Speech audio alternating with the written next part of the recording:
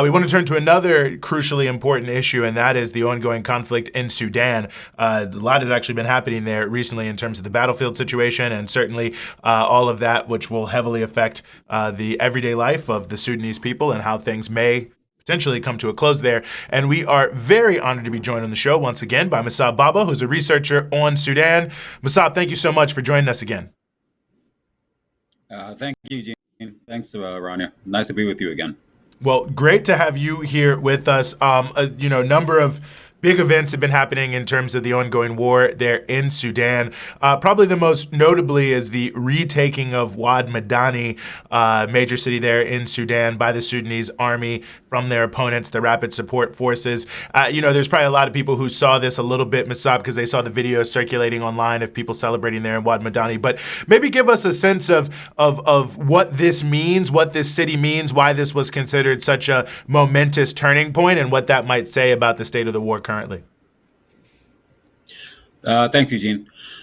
Since Wad Madani was kind of a place that was a little bit odd for the RSF to actually go into. Of course, if you listen to the RSF rhetoric, they're saying they've liberated Wad Madani as a way to continue their campaign of quote unquote, liberating the rest of the country from SAF.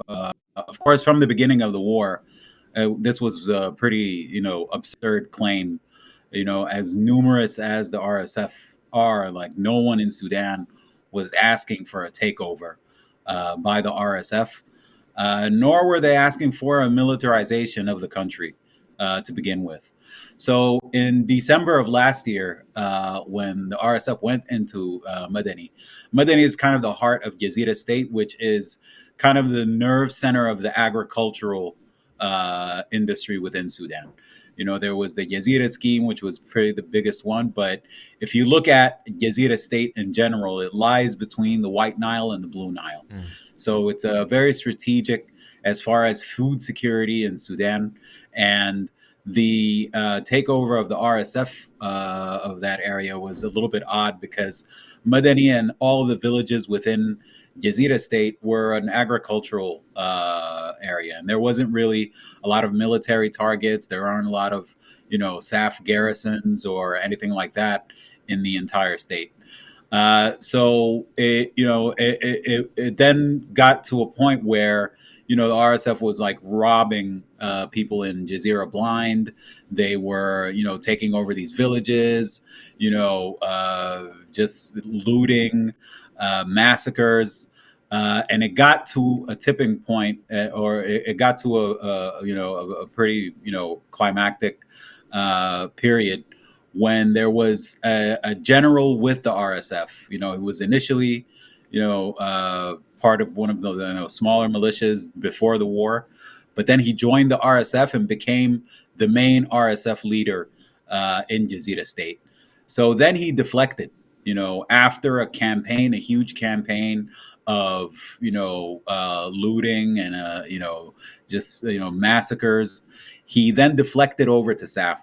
After he deflected over to SAF, the RSF actually went on a revenge rampage, against the villages where this his name is Abu Agla Kekel, and they went on a rampage of revenge on the villages where Kekel actually comes from, which is east of the Blue Nile. So this was actually a pretty bloody campaign, which happened a few months ago, and there was mass displacement, and it was clearly a revenge tactic rather than any kind of logical war between RSF and SAF.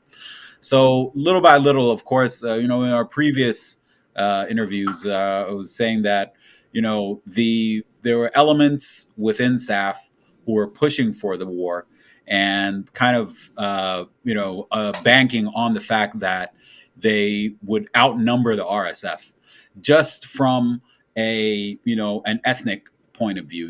The RSF, its main core is some of the Arab tribes in Western Sudan, but once you start looking at every the SAF's makeup, it's made up from people from around Sudan, but the control of it was still from the Bashir regime control. But when the attack on a Jazeera happened and Madani, they started to get a lot more recruits on the SAF side, just as a reaction to like the bloody campaign by the RSF.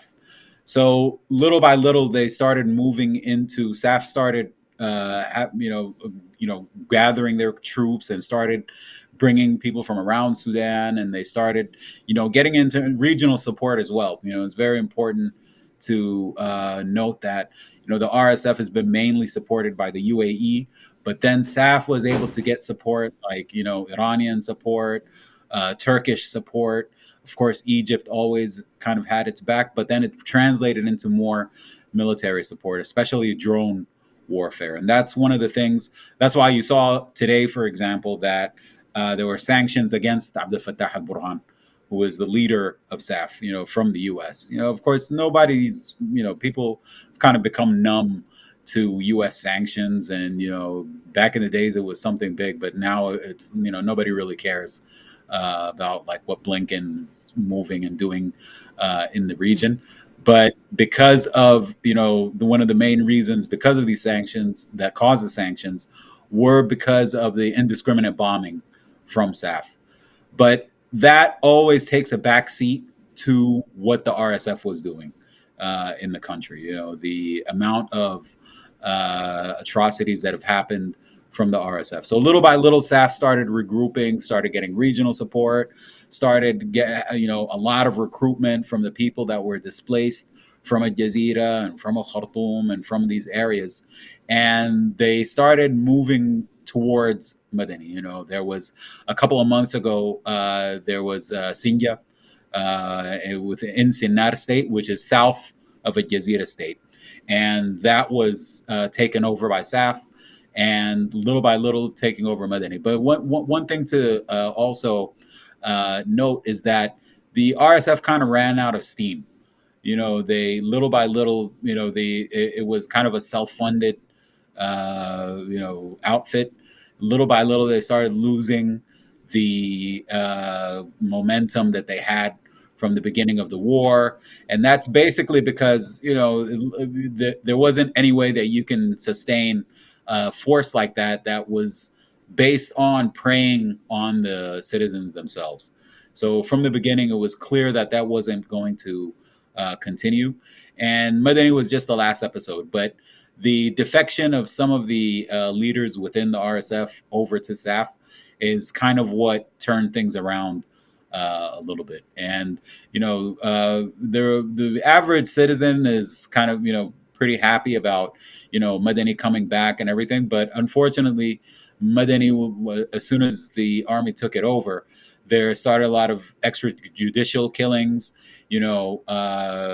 accusing citizens of being with the RSF and working with the RSF. And, there's been a lot of extrajudicial killings. So but we still don't have all the information because of how, controlled the information is over there. But yeah, it's one of those things where people are like, well, yeah, it's the lesser of two evils. At least there's no RSF, but it's reminiscent of the old Bashir regime. Once SAF, takes over an area, as far as their, security grasp on the region and the crackdown on the civilians themselves. Mm-hmm. Mosaab, I know I ask you this question every time we have you on, but it's always important to remind our viewers that there are outside powers playing a role in this war. So I'm going to ask you again, but maybe put it in the context of what's taking place now. How are these external powers, countries like Egypt, Saudi Arabia, the UAE, and of course, Western nations, how are they influencing this conflict in Sudan? And to what extent are their actions shaping the trajectory of the war or these developments that you're talking about right now? So with on the RSF side, the UAE has kind of been their main backer. Little by little, one of the reasons I think also the RSF has been losing ground is that the UAE has kind of been put in the spotlight in the last couple of months. There's been a very heavy campaign by Sudanese and by different actors to kind of highlight this, to the point where even Washington was kind of in their own way, kind of squeezing the UAE, and even the UAE put out a statement saying that we are not currently arming the RSF, which was kind of a wink that like, yeah, we were arming them, but now we want to move. But it's always these military outfits and arms dealers and stuff like that. There's still a way for the RSF to export gold and get weapons from the UAE. On the SAF side, Egypt was their biggest backer. But Egypt, I think they wanted the SAF and they wanted Burhan to go to negotiations. They wanted kind of a negotiated settlement. SAF is it's the official army of the country, and they were under the impression that they can actually kind of keep Burhan in control. But at some point, it seems like Burhan got away from that Egyptian control and started looking for other allies. So, they're getting weapons, from Iran. They're getting some support from Turkey. But in a sense, these actors have kind of lost control, and they've lost the strong influence that they've had on both parties. And it became more of an internal struggle of, a zero-sum game. Between them, even the UAE and Egypt and these guys, like they want to save some parts of. Oh, Oh, I you think might have we lost lost Mosaab there. Mosaab, unfortunately. Mm. That sucks. He was on a roll. I mean, he's always on a roll, but Yeah, no, right in the middle of making a mid key point. explanation. Yeah, no, an important explanation here. No. Can you guys hear me? Yep, we got you. Yeah, we okay. got you. Okay. So that's what I'm saying. They little by little, these countries, they had stronger influence before the war and the beginning of the war, but they started losing their control over these forces, whether it's Egypt with SAF or whether it's the UAE with the RSF. So it became such a zero-sum game internally.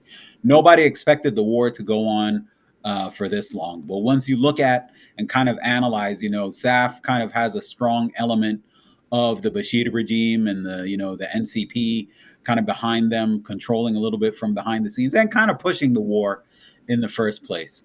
And with the UAE, with the RSF, it's more of kind of Hemeti and the Dagalu family, controlling it. But they've kind of lost control a little bit, even as far as recently, Turkey has offered to mediate between Sudan, like between SAF and Burhan, and the UAE. So they weren't offering to do negotiations between SAF and RSF. It was a negotiations between SAF and the UAE, and brokered by Turkey, because they kind of saw how much control they've lost. And, it's always the citizens that are paying the price for this. It's been, it's 21 months now of utter devastation. It's the biggest humanitarian crisis in the world, and the countries pretty much has been destroyed. But these countries were kind of the main ones. There are some underlying issues that led to the war, which was kind of, the U.S. trying to muscle Sudan into becoming part of the new Middle East and normalizing with Israel, paying hundreds of millions of dollars as, payment for terrorism and for like the bombing of the USS Cole and stuff like that. So it's been like Sudan has been a chess piece for whether it's Western countries or these regional countries. But right now, they've kind of lost control, and it's, the SAF and RSF are working on their own accord, but with support from these countries as well. Well, a lot to watch and a lot to keep talking about here. Rapidly events developing, and we really appreciate you, as always, Mosaab, walking through it all for us here on Breakthrough News. Mosaab Baba, researcher in Sudan, thanks so much for your time. You're on the Freedom Side. Thank you very much, Eugene. Thanks, Ronnie.